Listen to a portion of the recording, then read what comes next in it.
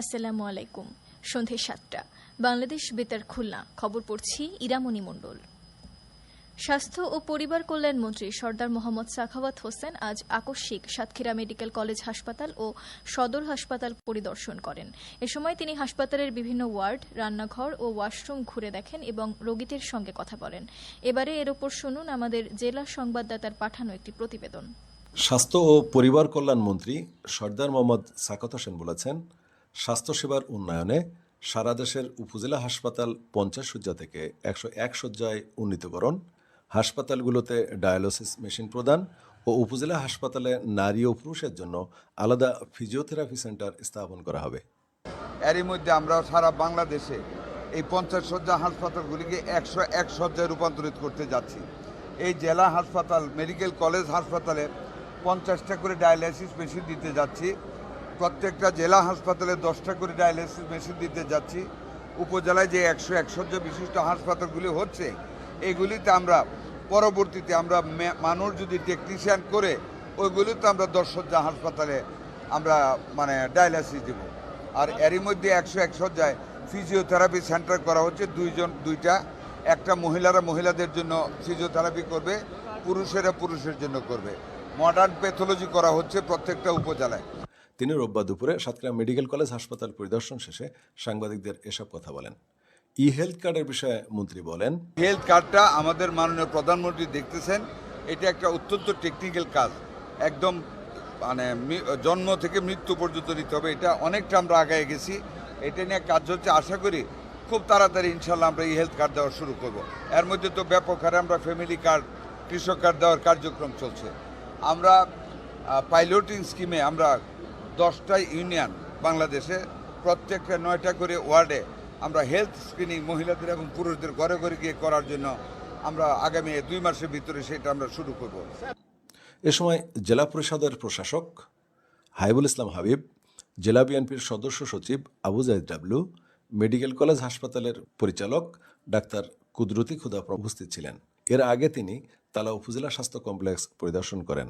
সাতক্ষীরা থেকে আবুল কাশেম, বাংলাদেশ বেতার, খুলনা।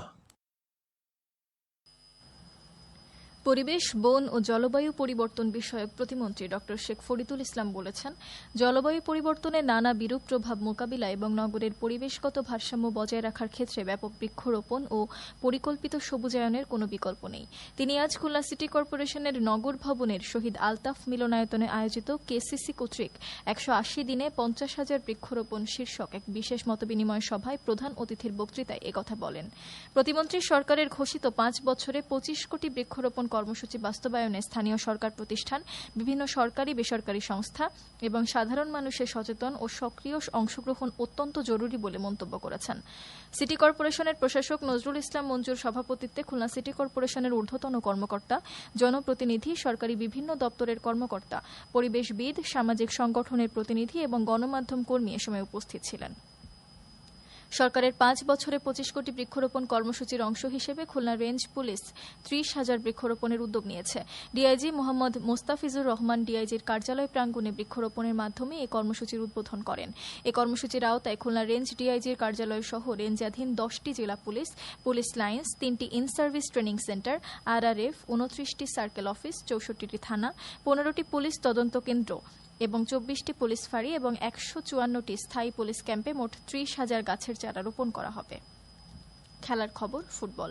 মাগুরার শালিখা উপজেলার পোড়াগাছি মাধ্যমিক বিদ্যালয় মাঠে সাবু মোল্লা স্মৃতি ফুটবল টুর্নামেন্টের ফাইনাল খেলায় আজ কাশিম উদ্দিন স্মৃতি সংঘ 2-1 গোলে পোড়াগাছি ফুটবল একাদশকে পরাজিত করে চ্যাম্পিয়ন হয়েছে। উত্তর পশ্চিম বঙ্গোপসাগর ও তৎসংলগ্ন উড়িষ্যা পশ্চিমবঙ্গ উপকূলীয় এলাকায় অবস্থানরত সুস্পষ্ট লঘুচাপটি ঘনীভূত হয়ে একই এলাকায় মৌসুমী নিম্নচাপে পরিণত হয়েছে। এটি আজ দুপুর 12টায় চট্টগ্রাম সমুদ্রবন্দর থেকে 425 কিলোমিটার পশ্চিম দক্ষিণ পশ্চিমে, কক্সবাজার সমুদ্রবন্দর থেকে 415 কিলোমিটার পশ্চিমে, মোংলা সমুদ্রবন্দর থেকে 245 কিলোমিটার পশ্চিম দক্ষিণ পশ্চিমে এবং পায়রা সমুদ্রবন্দর থেকে 265 কিলোমিটার পশ্চিম দক্ষিণ পশ্চিমে অবস্থান করছিল। এটি উত্তর পশ্চিম দিকে অগ্রসর এবং আরও ঘনীভূত হতে পারে। এর প্রভাবে সমুদ্রবন্দর সমূহ উত্তর বঙ্গোপসাগর এবং তৎসংলগ্ন বাংলাদেশের উপকূলীয় এলাকার উপর দিয়ে দমকা অথবা ঝোড়ো হাওয়া বয়ে যেতে পারে। নিম্নচাপ কেন্দ্রের 44 কিলোমিটারের মধ্যে বাতাসের একটানা সর্বোচ্চ গতিবেগ ঘন্টায় 40 কিলোমিটার, যা দমকা অথবা ঝোড়ো হাওয়ার আকারে 50 কিলোমিটার পর্যন্ত বৃদ্ধি পাচ্ছে। নিম্নচাপ কেন্দ্রের নিকটবর্তী এলাকায় সাগর উত্তাল রয়েছে। চট্টগ্রাম, কক্সবাজার, মোংলা ও পায়রা সমুদ্র বন্দর সমূহকে 3 নম্বর স্থানীয় সতর্ক সংকেত দেখিয়ে যেতে বলা হয়েছে। উত্তর বঙ্গোপসাগরে অবস্থানরত সকল মাছ ধরার নৌকা ও ট্রলারকে দ্রুত নিরাপদ আশ্রয়ে যেতে বলা হয়েছে এবং পরবর্তী নির্দেশ না দেওয়া পর্যন্ত নিরাপদ আশ্রয়ে থাকতে বলা হয়েছে।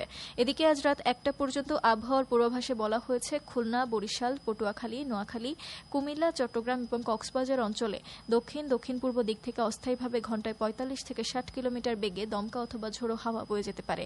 সেই সঙ্গে বৃষ্টি অথবা বজ্রসহ বৃষ্টিপাতের সম্ভাবনা রয়েছে। এসব এলাকা নদীবন্দর সমূহকে 1 নম্বর সতর্কতা সংকেত দেখাতে বলা হয়েছে।